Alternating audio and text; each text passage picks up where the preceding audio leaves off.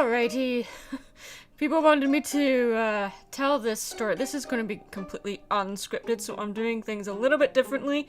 I'm not doing a face cam, I'm just having my avatar on screen, because, I don't know, I'm just trying to do something different. Alright, so this story is about my very first real Dungeons and Dragons session. If you understand how D&D works, like you play it regularly so you understand the basics, just skip to this timestamp here where I start actually talking about the campaign, because this next part is explaining D&D to those that aren't exactly familiar with it.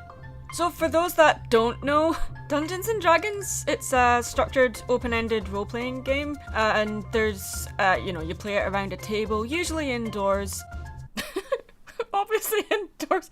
You imagine playing D&D outside and, like, your character sheet is just, like, flying away in the wind, and you're just running after it, like, no, come back, I don't know what I'm doing without you, come back. And each player controls a single character usually. Sometimes they represent more than one, say if they have a pet or a companion or something, but usually it's just one character each. Each member, they usually work together as a group, and that group is called a party.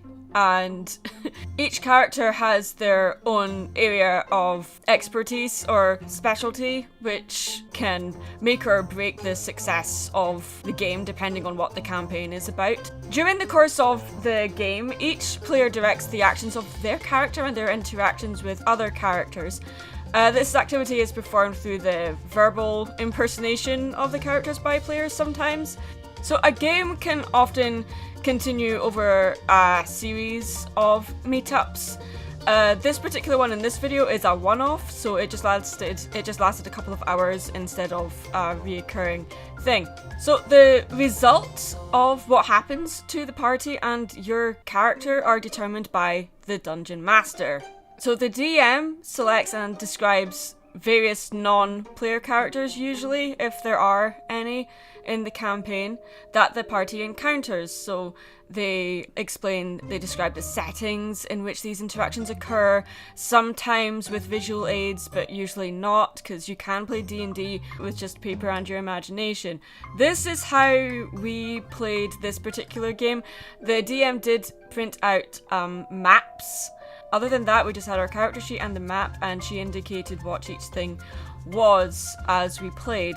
So before you start the game proper, you have to roll your set of dice to determine your points for each skill that your character has. So there's 6 different skills, and you roll your set of dice to get 6 different numbers, which you allocate to each skill.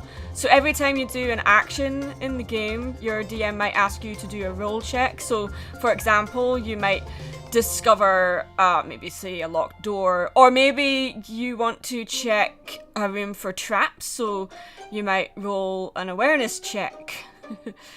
And whatever roll that you get on your dice, you add that to your base skill level for your awareness, for example. So that number determines whether you are successful or not. So the number can be between 1 and 21. You can tell that this was part of the video that was kinda scripted.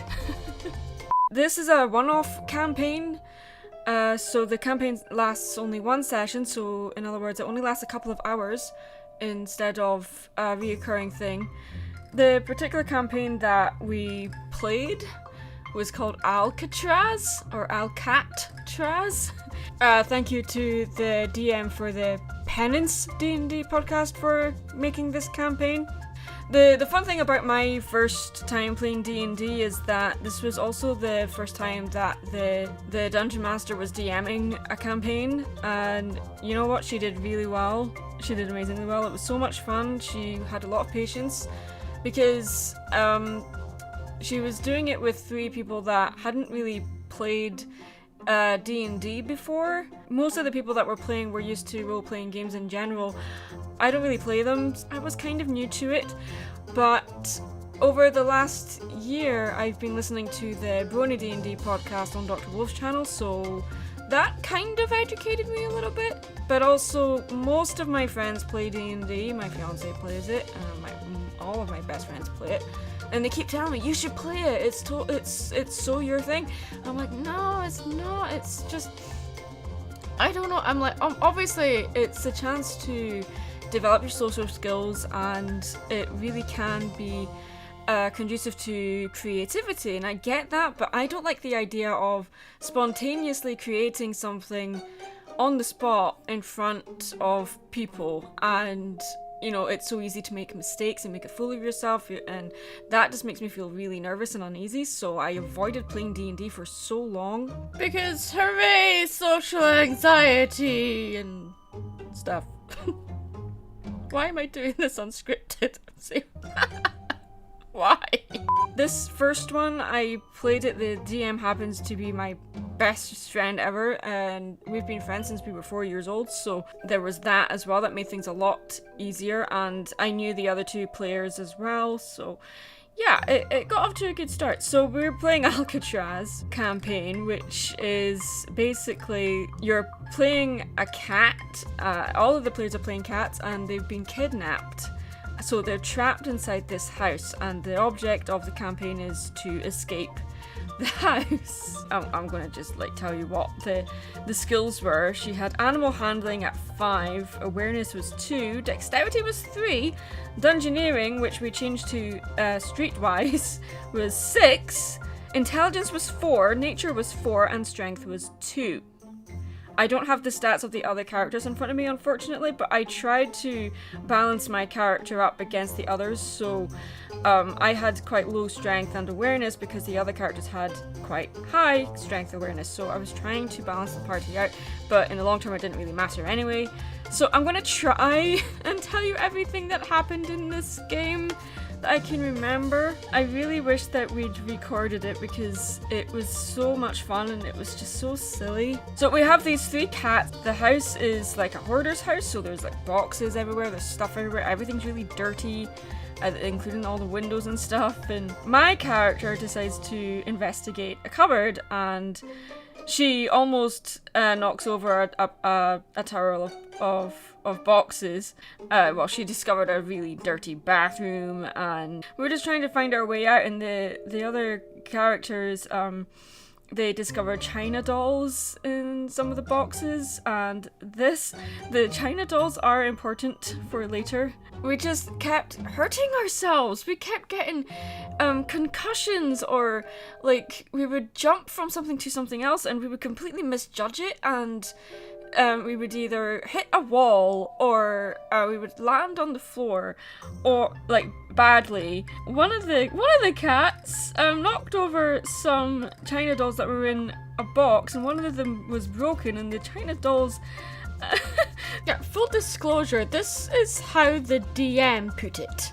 A China doll's head is now where the cat's head should be. I'm like, oh my god! I'm a cat person, but I also think in pictures, so when she said this, I was like, oh my god, this cat got decapitated by a China doll head.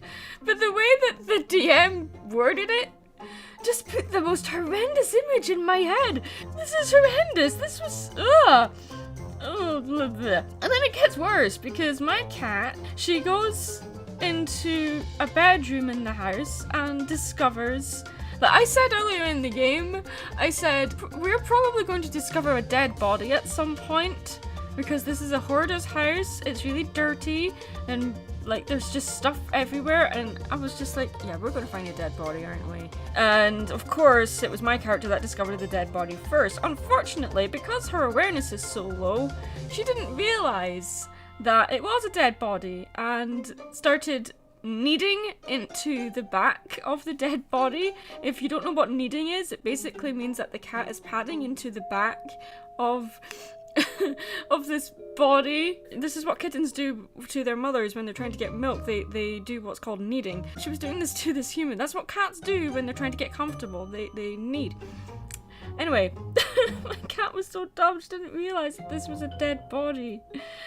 Oh no. And something else that happened in this game, the sink exploded, so not only were we kidnapped and stuck inside this house along with a dead body, a dead human body, and now a dead cat, decapitated cat. The house was also slowly flooding. As we were investigating the house, I realized near the end of the game, we were told that all the doors were locked. But I was like, hang on, we haven't actually investigated any of the doors. We've just gone, oh, they're locked, so we can't go out them. And I thought, well, wait a minute. If we investigate the doors, maybe there's a cat flap on one of the doors and we can get out. No such luck, of course, but on investigating the doors, the very first door that I investigated just happened to have a key in the lock. So I was like, oh, fantastic, we found our way out. Eventually turned the key to unlock the door, but I couldn't open the door. And so the other player decides, I'm going to try and open this door by using my strength. So rolls really low and ends up, but somehow manages to open the door, but ends up kind of wedged between the door handle and the door. So imagine this cat is just like kind of, his body is like in between the door handle and the door at this point, but the door is open. So maybe me thinks, oh, finally the game is over, so I can leave and I'm just going to abandon this other cat that's stuck there, who, by the way, had hurt himself previously in the game, and I decided I'm going to check and see if this cat is okay. The other cat was like, oh, who are you? I don't like you, go away, kind of thing. So my cat was like, oh, fine. I actually showed that I was caring and worried about you, but fine. So this time now this cat is stuck on this door handle, so I was like, screw you, mate, I'm just gonna go. So we get outside, but we're not on a lawn or anything, we're on a balcony. We find out that there's trees nearby, and there's also like empty cat food tins and stuff everywhere. The other character managed to jump onto the balcony railing onto a tree and down, and just like abandoned me. I'm like, oh, thanks, dude, just leave me on my own, just leave me behind. And he was like, oh, my character turns back to check, and I was like, no, the DM has spoken. So my very first experience of playing D&D involved a cat getting decapitated, my character discovering a dead body but not realizing it's a dead body and kneading into it because she was dumb. But luckily, two of the players survived. And both of the players that survived had never played D&D before. So that was my first experience playing D&D. We're hoping to start a proper campaign soon, and maybe I'll make this into a series where I just tell you like unscripted stories of my experiences playing D&D, because I just find this so funny. I know most of it is have to be there moment, but so I've tried D&D, guys, and I thoroughly enjoyed it, so I might be more of a nerd now after all. So yeah, thanks for listening, guys. I'm Mad Munchkin. Stay creative. Bye.